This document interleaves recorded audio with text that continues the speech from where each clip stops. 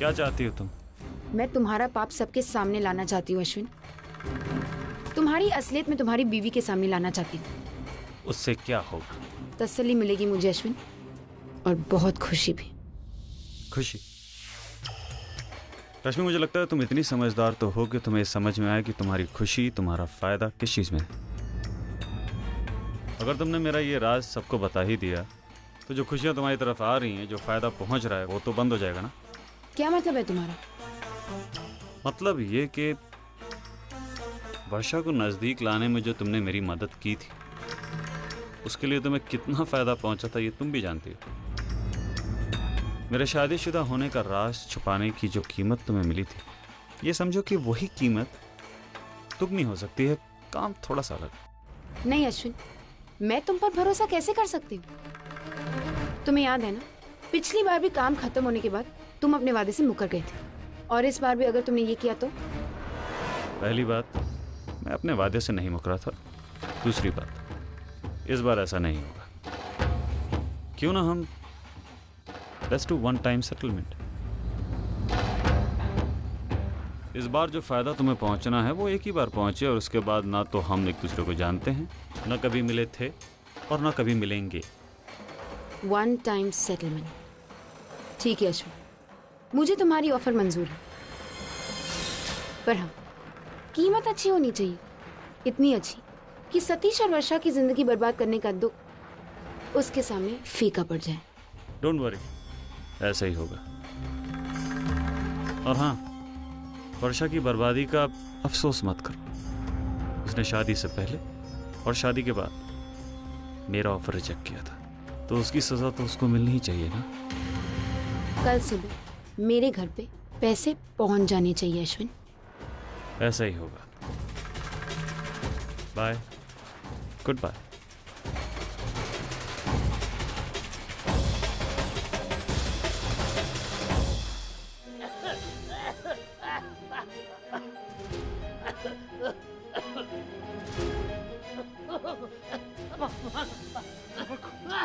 बाबा इधर आओ।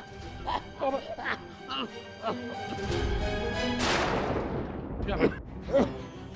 एक मिनट।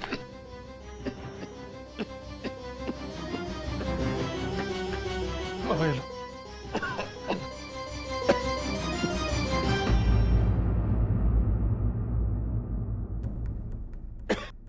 अपने फिर से शराब पे।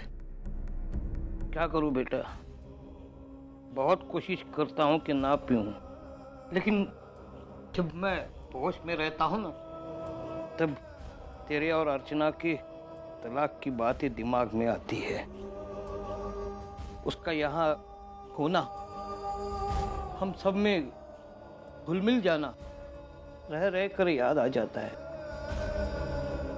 फिर अचानक सब कुछ बिखर बिखर सा जाता है, दिल में दर्द होने लगता है, और वो दर्द छुपाने के लिए मैं शराब पीता हूँ बेटा। बाबा मैं आपके सामने हाथ जोड़ता हूँ, अपनी जिंदगी के साथ ऐसा मत खेल। क्या करूं बेटा, जीने का मन ही नहीं रहा है। जिंदगी में ऐसा कुछ बचा ही नहीं है कि जिसके लिए मैं।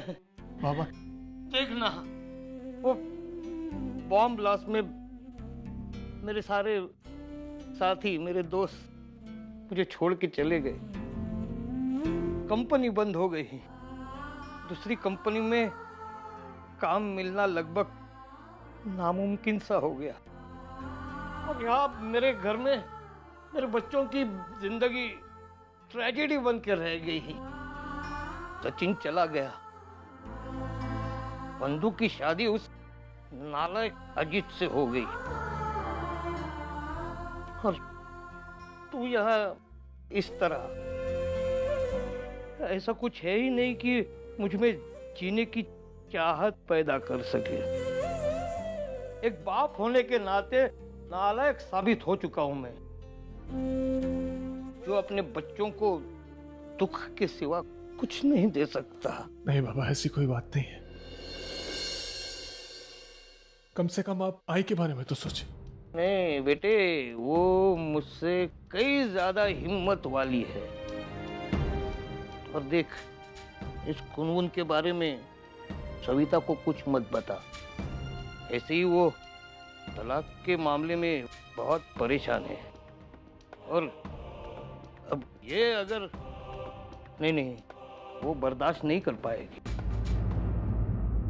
क्या बातें चल रही दोनों की? कुछ नहीं, भूख लगी थी इसलिए। भूख लगी तो बीवी की याद आई क्या? कितने स्वार्थी लोग हैं। अच्छा, लेके आती हूँ कुछ न कुछ। मानो, मैं कोशिश करूंगा कि मैं ना पीऊं, लेकिन मैं ये वचन नहीं दे सकता, क्योंकि ये तब भी मुमकिन था जब तू और अर्चना एक थी और एक रहते।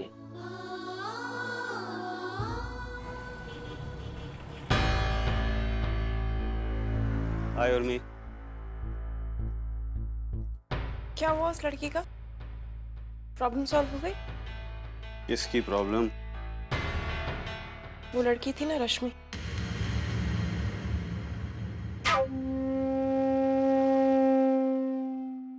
You won't believe कि वो क्या कर रही है। She started emotionally blackmailing me कि अगर मैंने उसे प्रमोशन नहीं दिया या उसका इंक्रीमेंट नहीं किया तो वो मेरे और वर्षा के बारे में आके तुम्हें she'll make some stories and anyway, I don't know वो क्या कहने की कोशिश कर रही थी। क्या छोड़ो ये सब बातें, कहीं बाहर डिनर वगैरह करने चलें? हाँ, मैं थोड़ा फ्रेश हो लेता हूँ फिर।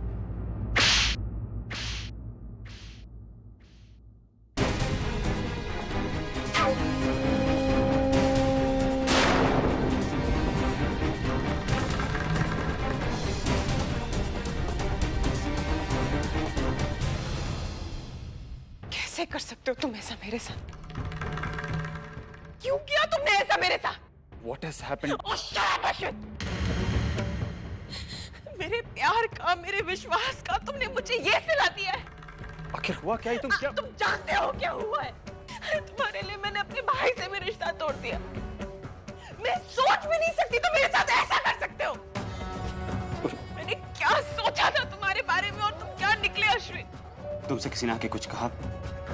वर्षा ने तुमसे जरूर कुछ ऐसा कहा होगा जिसकी वजह से तुम्हें गलतफहमी। मुझे कोई गलतफहमी नहीं हुई, अश्विन। गलतफहमी तो मुझे पहले थी, अब मुझे सच्चाई पता लगी और वर्षा ने मुझे कुछ नहीं बताया। सारी सच्चाई मुझे तुम्हारी गंदी जुबान से खुद पता लगी। अब मुझे सच्चाई पता लगी और वर्षा ने मुझे कुछ नहीं बताया। सारी सच्चाई मुझे तुम्हारी गंदी जुबान से खुद पता लगी। अभी भी तुम्हें नहीं पता तुमने क्या किया है? तो ये लो, सुनो। वर्षा को नजदीक लाने में जो तुमने मेरी मदद की थी, उसके लिए तुम्हें कितना फायदा पहुंचा था ये तुम भी जानती हो। मेरे शादीशुदा होने का राज छुपाने की जो कीमत तुम्हें मिली थी, ये समझो कि वही कीमत दुगनी हो सकती है। काम थोड़ा सा अलग है। Let's do one time settlement. इस बार जो फायदा तुम्हें पहुंचना है वो एक ही बार पहुंचे और उसके बाद ना तो हम एक दूसरे को जानते हैं, ना कभी मिले थे और ना कभी मिलेंगे।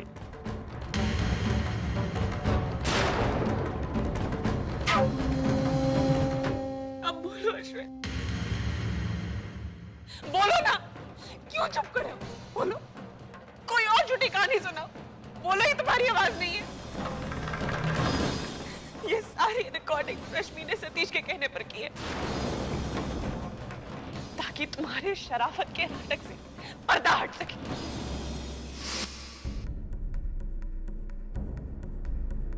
ताई,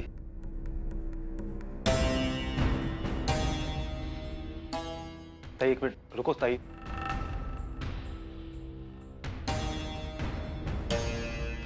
मैं जानता हूं कि तुम मुझसे नाराज है। बताइए, आज मैं वो सबूत लेकर आया हूं कि तुम्हारी हर नाराजगी दूर होगी। हाँ, वो अलग बात है कि सच जानने के बाद तुम्हें दुख जरूर होगा, लेकिन सच का सामने आना बहुत जरूरी है, मेरे लिए और खास करके तुम्हारे लिए।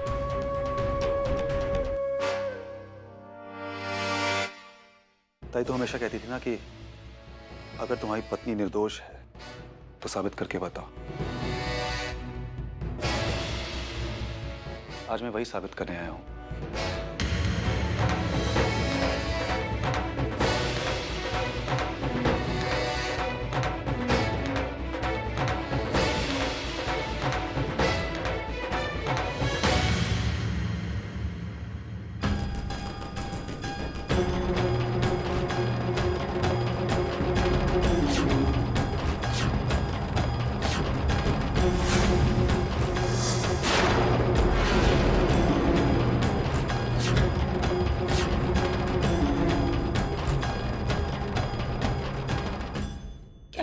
क्या ये सच में अश्विन है? बोलो ना सतीश, ये सच में अश्विन है क्या? हाँ? हाँ ताई।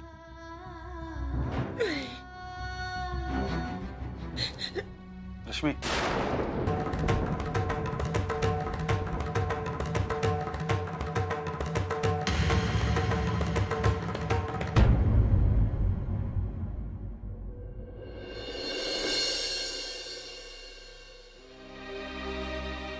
ताई ये रश्मि है।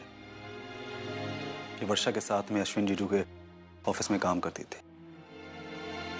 जो हुआ जैसे हुआ सब कुछ इसके सामने हुआ। बल्कि अश्विन जीजू ने इसकी मदद से वर्षा को अपने प्यार के जाल में फंसाया और उसे धोखा दिया। बताओ रश्मि, सब सच बताओ। हाँ ताई, ये सब बिल्कुल सच है।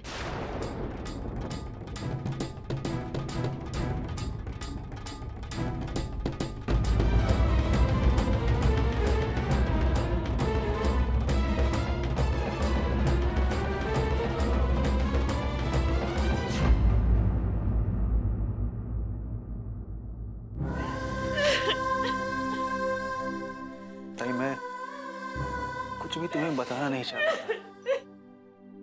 जिस भाई ने हमेशा तुम्हें खुशी दी है, आज उसी को तुम्हें दुख देना पड़ रहा है। पर मैं मजबूर था।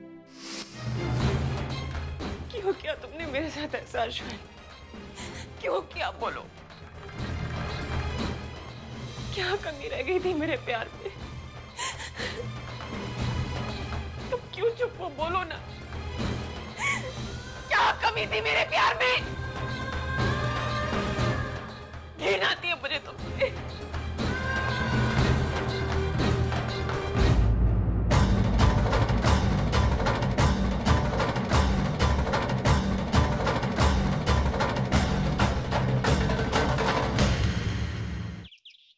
ये लीजिए बाबा। लाओ बेटा। देर से ही सही, लेकिन सच्चाई सबके सामने आ गई ना। मेरा और सतीश का विश्वास गलत साबित नहीं हुआ। लेकिन बाबा, आई को ये सब। बेटा, मैंने उसे फोन किया था। साली साहिबा ने बताया कि ऑलरेडी वहां से निकल चुकी हैं। फ्लाइट में होने की वजह से उनका मोबाइल स्विच ऑफ आ रहा है। सारी बातें तो उनके आने के बाद ही होंगी ना। बाबा, मुझे सबसे ज्यादा चिंता उर्मी ताई की हो रही है। उनकी जिंदगी तो अश्विन जीजू के आसपास ही घूमती थी। पता नहीं अब वो इस सच्चाई को बर्दाश्त कर पाएंगी या नहीं। लेकिन बेटा, तुम्हें कुछ देर वहां पर और ठहरना चाहिए था। अब अश्विन के आने तक कम से कम उसको मॉरल सपोर्ट तो मिलता। नहीं बाबा, अगर मैं और रुकता तो ताई और शर्मिंदा होते। जो भी है, पति पत्नी के बीच का मामला है, आपस में सुलझ जाए तो बेहतर है। इसलिए मैं आ गया।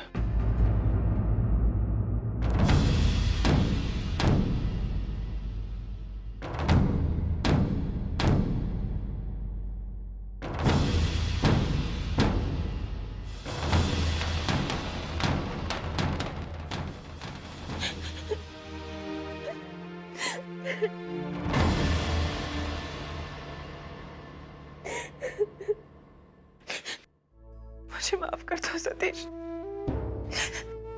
तुम्हें वर्षा को बहुत गलत समझा है। अश्विन के प्यार में मैं इतनी पागल हो गई थी, लेकिन बस अब और नहीं। मैंने उस घर से सारे रिश्ते तोड़ दिए, उस इंसान से सारे रिश्ते तोड़ दिए। वो घर छोड़कर आई हूँ इस उम्मीद में कि मुझे इस घर में थोड़ी जगह मिल जाए। अरे उर्मिल, तुम कैसी बातें कर रही हो? ये तुम्हारा ही घर है। अरे हम सब तुम्हारे साथ हैं।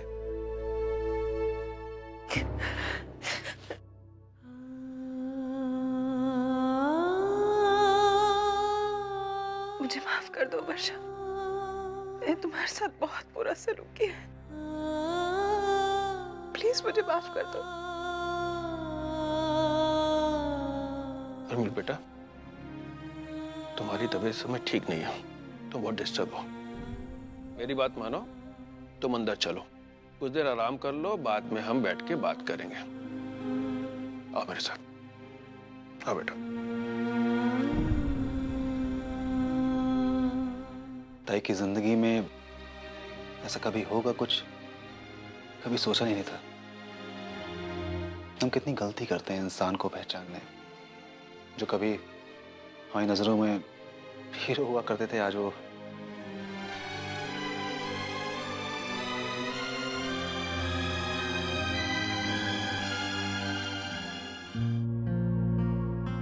अर्चना,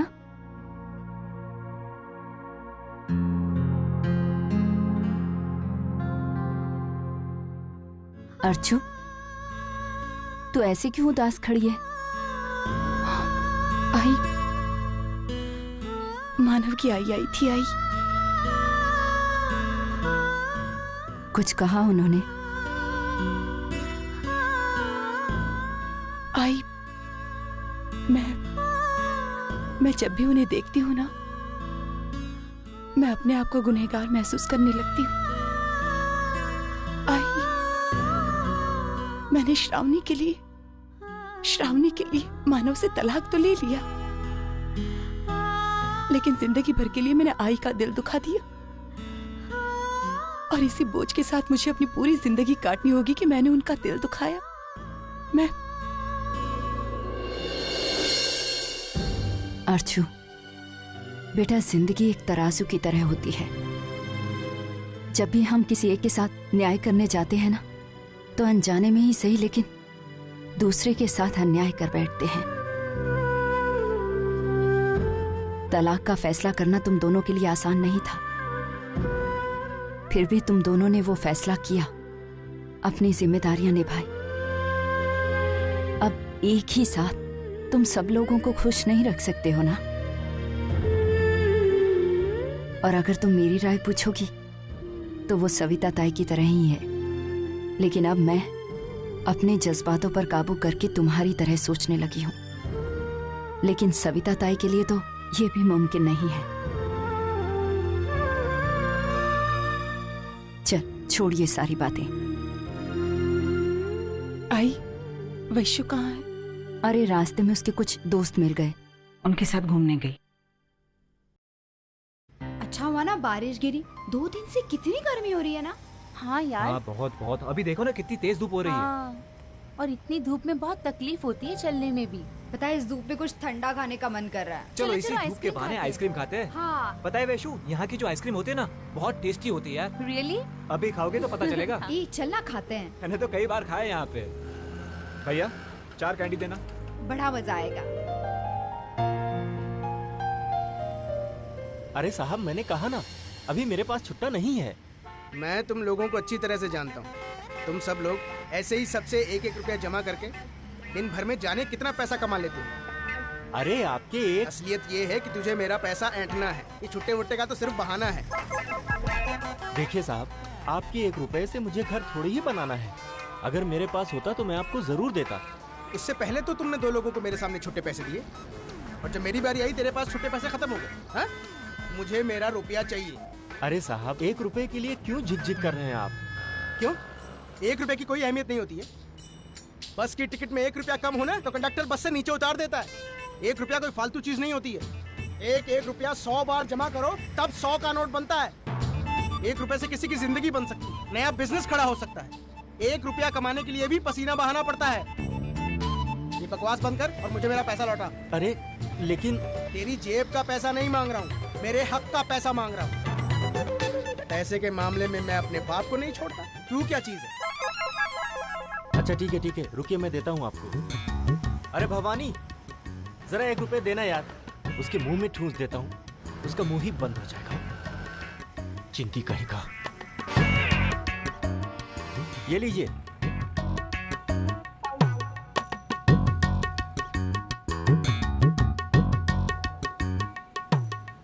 अब कहाँ से आ गया? यही अगर पहले दे देता मेरा टाइम तो वेस्ट नहीं होता। कमाल का आदमी है यार, 1 रुपए के लिए इतना झगड़ा कर रहा है। सोचना। चल वैशु उसको छोड़, ये बता गाड़ी में घूमना है? कार में? हाँ। सामने वो शोरूम नजर आ रहा है? हाँ। वहाँ पे चलते हैं, ठीक है? गाड़ी की टेस्ट ड्राइव करते हैं, बाद में आके कह देंगे हमें गाड़ी पसंद नहीं आई। और क्या? मजा आएगा। नहीं यार, ये ठीक नहीं है। अरे ठीक क्या नहीं है, थोड़ा बहुत मजाक तो होता रहता है ना। चल ना, मजा आएगा। और क्या? ओके चल। आ जाओ सब, जल्दी चल। आइसक्रीम खत्म कर।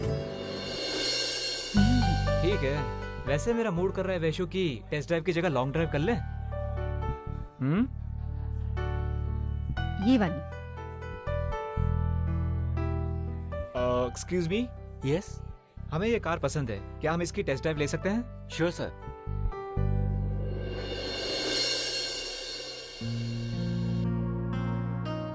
आई तुझे क्या बताऊं मैं, पता है पानी की तरह पैसा बह रहा है यहाँ पर।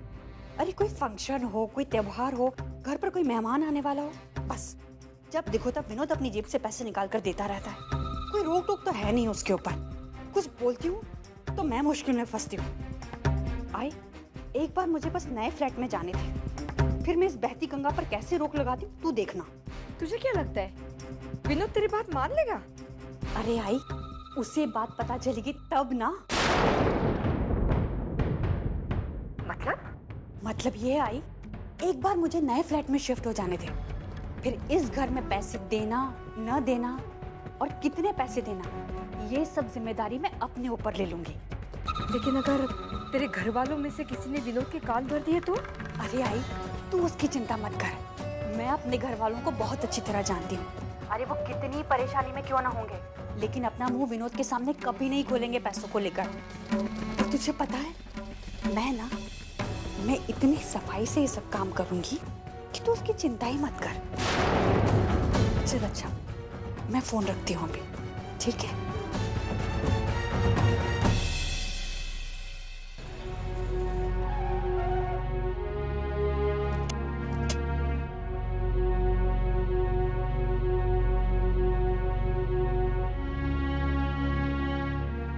यस मैम, कैसी लगी आपको ये गाड़ी?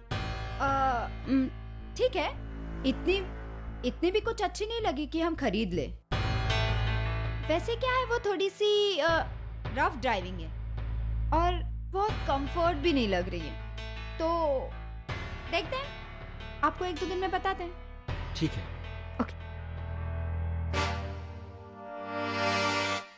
रुको।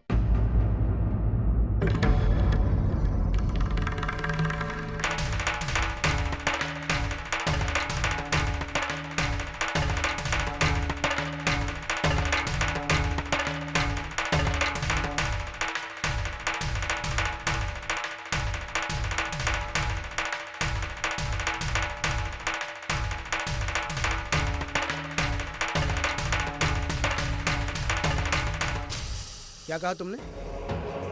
गाड़ी का कंफर्ट लेवल, रफनेस, तुम्हें पता भी है ये सब चीजें क्या होती हैं? देखिए आप, तुम्हारी इस गाड़ी को खरीदने की तो क्या, इसमें टेस्ट ड्राइव के लिए बैठने तक की औकात नहीं,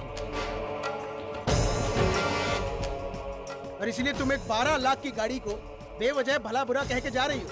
प्लीज आप होते कौन है हमसे इस तरह बात करने वाले और हमें हमारी औकात दिखाने वाले? मैं कौन हूँ? मैं धर्मेश जयपुर वाला, इस शोरूम का मालिक।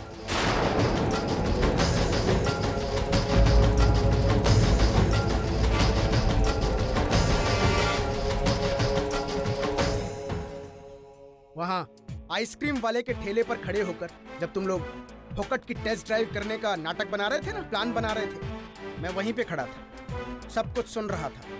मैंने जानबूझकर तुम्हें कुछ नहीं कहा क्योंकि मैं देखना चाहता था कि तुम लोग किस हद तक गिर सकते हो। तुम लोगों ने तो सारी हदें पार कर दी। इतनी बड़ी बड़ी गाड़ियों में बैठने का अगर शौक है तो पहले उतनी हैसियत पैदा करो। रत्ती भर की नहीं है हस्ती और खरीदने चले हैं हाथी। बड़ा पाव के ठेले पर खड़े होकर बर्गर के सपने देखते हुए तुम्हें शर्म नहीं आती? चलो जाओ यहां से और कभी ऐसी गलती दोबारा मत करना। मैं चाहूं ना तो तुम्हें अभी पुलिस के हवाले कर दूं, लेकिन मैं ऐसा नहीं करूंगा। एहसान करता हूं तुम पे, तुम्हें सुधरने का एक मौका देता हूं और आगे से जितनी चादर है ना उतने ही हाथ पैर फैलाना। चलो जाओ यहां से।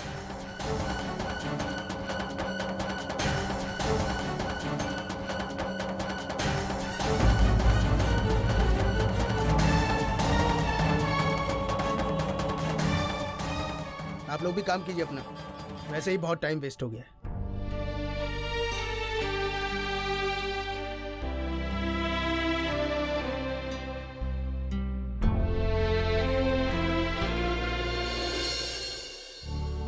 भाई तो ये सब क्या कर रही है? तो पहले खाना तो खा ले, बाद में सब करती रहना। अरे बस थोड़ा सा ही काम बाकी है, वो खत्म करती हूँ फिर खा लेती हूँ। भाई तू भी ना।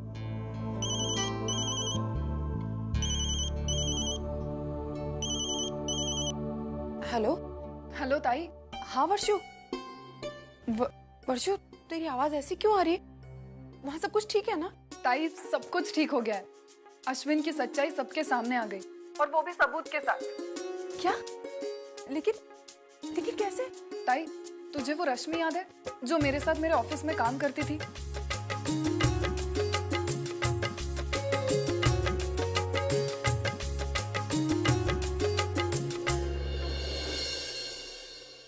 एक मिनट रुक।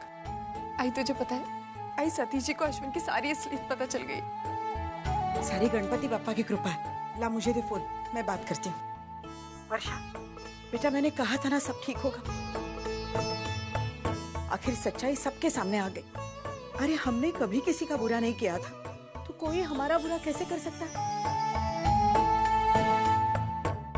और सुन, सतीश को कहना कि उसने मेरी बेटी पर इतना विश्वास दिखाया कि जिंदगी भर मैं उसकी ऋणी रहूंगी।